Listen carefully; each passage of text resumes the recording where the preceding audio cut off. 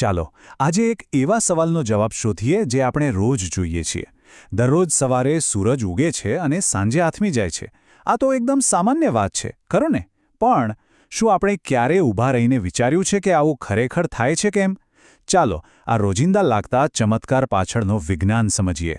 સદીઓથી માણસ આકાશ સામે જોતો આવ્યો છે અને વિચારતો આવ્યો છે. આ સૂર્ય રોજ ક્યાંથી આવે છે અને ક્યાં જાય છે? આ અજવાળું અને અંધારું, આ બધું શું છે?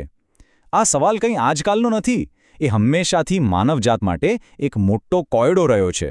તો આ જ છે આપણો મૂળભૂત સવાલ. એવું તો શું છે જેના કારણે પૃથ્વીનો અડધો ભાગ અજવાળામાં હોય છે અને એ જ સમયે બીજો અડધો ભાગ ઘોર અંધારામાં? ચાલો સાથે મળીને આ રહસ્ય પરથી પડદો ઉઠાવીએ. હવે કદાચ એવું લાગે કે આટલા મોટા બ્રહ્માંડના સવાલનો જવાબ કોઈ મોટી લેબોરેટરીમાં જ મળે. પણ ના, આનો જવાબ તો એક સાવ સાદા, ઘરે કરી શકાય એવા પ્રયોગમાં છુપાયેલો છે. ચાલો જોઈએ કેવી રીતે.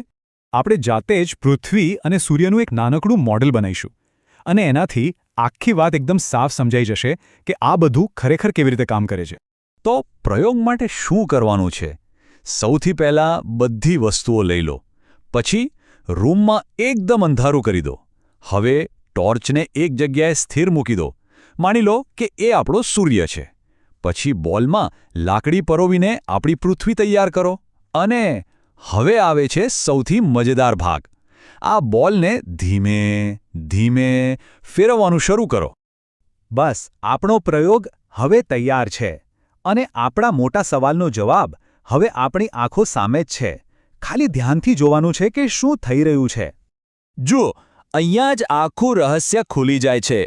બોલની જે બાજુ પર ટોર્ચની લાઇટ પડે છે ત્યાં છે દિવસ, અને એ જ બોલનો જે પાછળનો ભાગ અંધારામાં છે, છાયામાં છે, ત્યાં છે રાત. કેટલું સરળ છે નહીં? પણ છે એકદમ અદ્ભુત. પણ વાત અહીં પૂરી નથી થતી.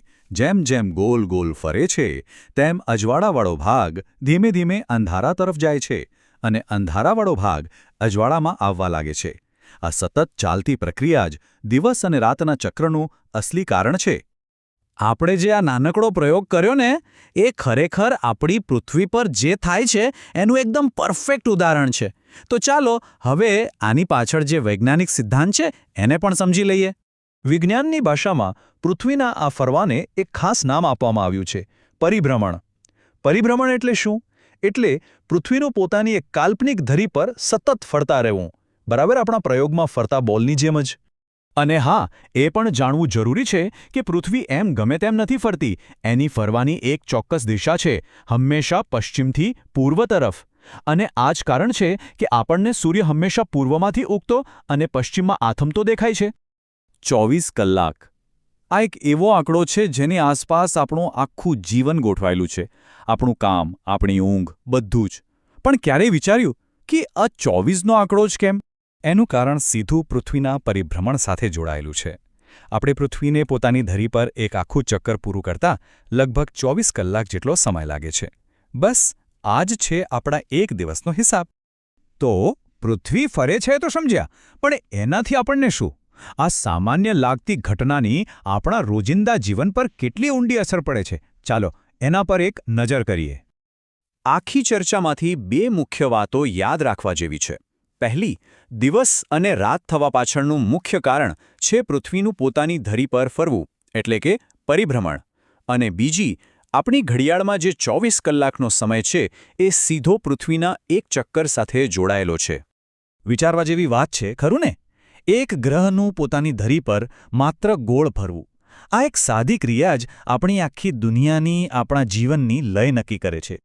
અને અંતે એક સવાલ સાથે છોડી જાઉં છું. જરા કલ્પના કરો કે જો આપણી પૃથ્વી અત્યાર કરતાં બમણી ઝડપથી અથવા તો